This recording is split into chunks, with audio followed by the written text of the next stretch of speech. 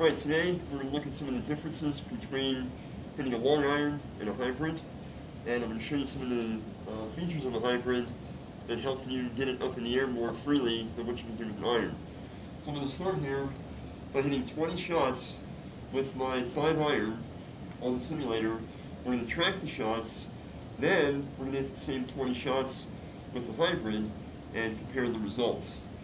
So my long iron, 4, 5, or 6 iron, typically if I hit a solid shot here with my 5 iron, it should go about 230 yards.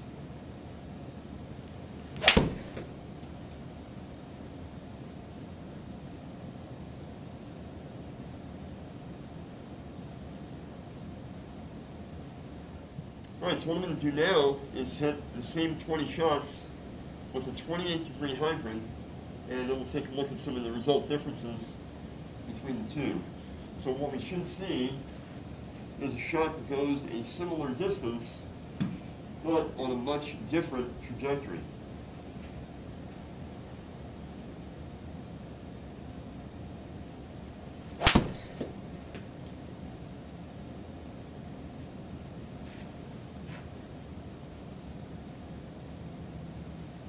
So pretty good hit with the hybrid there. Now I'm going to go ahead and continue and hit 20 shots with the hybrid, 20 shots with the 5 iron, and then we'll go ahead and see the differences in the results. Alright, so the other night in class we talked about how a hybrid comes into a golf ball. I'm going to take the wood here and sort of nestle it up to the ball, and you can kind of see that if the club hits right there flush with the golf ball, the center of gravity of the club head is actually underneath the center of gravity of the golf ball. So when the club head hits the ball in that fashion, it's going to make it take off and get a very high, soft trajectory. Okay? So the hybrid has a lower center of gravity. You can see they put a lot of weight right in the sole here. It has a higher loft. So if you look at the loft on it, the loft of the club head is going to hit that ball and get the club way up in the air. And the main advantage over an iron in a similar situation is mostly to do with the amount of lift that the ball gets. So some people, if they hit an iron shot and it hits it solid, it'll take off at, say a 15 to 18 degree launch angle, whereas if they hit the same shot with a hybrid, it's going to come off at a much higher angle. So I just got done hitting 20 shots with my 5 iron and 20 shots with my hybrid, and what I'm going to do now is show you on the simulator. We have the advantage of having one of the best simulators in the world, and we can tell a lot of stuff by looking at data on the simulator. So I'm going to go to compare shots. I'm going to average all the shots that I hit, and I'm now going to do a comparison between my hybrid, which I just hit, and my 5 iron. Okay? Now from the graph here, I'll show you a couple things. We see here that the hybrid, I hit 20 shots. My total distance was 215.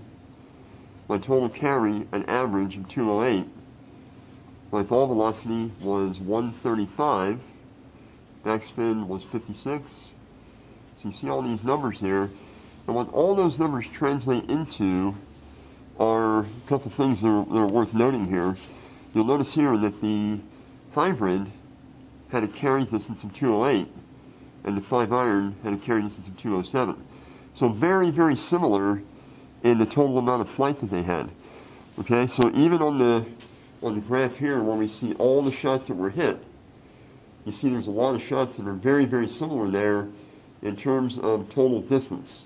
Where it gets really different is down here on the trajectory graph, where in the blue we see the hybrid is actually going at least another 10 to 15% higher than the 5 iron. So, well, again, what that's going to mean is if I hit 2 shots that basically carry the same distance, one is carrying 208, one's carrying 207, the shot that I hit with the hybrid is going to land much more softly and hold its position on the green much better than an iron would in a similar situation. So again, ladies, don't forget to use your hybrid. Make sure you hit down and through, and start having confidence in your swing, and you'll be amazed and how your game starts to turn around.